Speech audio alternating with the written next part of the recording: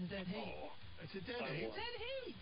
Congratulations. They're sharing the toilet roll, folks. The inaugural Drive Master. Dead heat. We're off. We're going. Yes, we've got to go. The toilet roll. I'm happy with nothing. We're not as professional as Ken Bruce. We've got to go.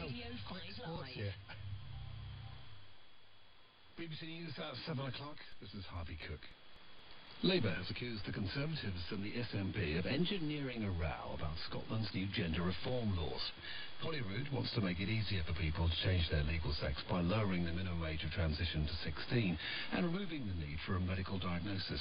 The government in Westminster thinks the proposals could clash with UK-wide equalities legislation. Laura Dale, who's a transgender woman, says the debate is just scaremongering. When people say, I want to stop self-ID from happening, self-ID already to some degree exists in a lot of aspects of how trans people live our lives.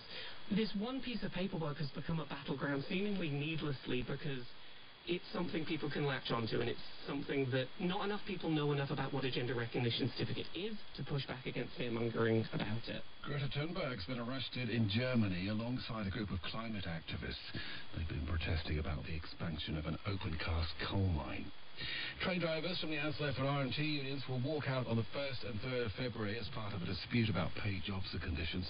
Several other industries have also announced strikes for the same dates.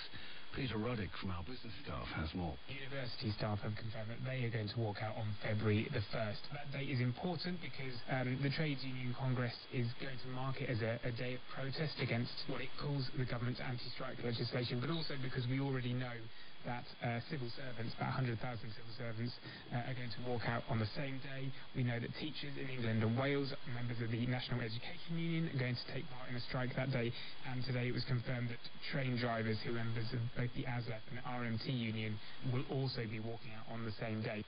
The Metropolitan Police has charged a man with assaulting the Arsenal goalkeeper Aaron Ramsdale at the end of Sunday's match against Tottenham.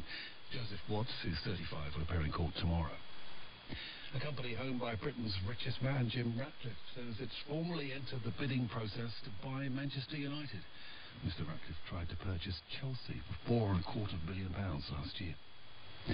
Madonna has announced that she'll mark the 40th anniversary of her breakout single Holiday by going on her first ever Greatest Hits tour.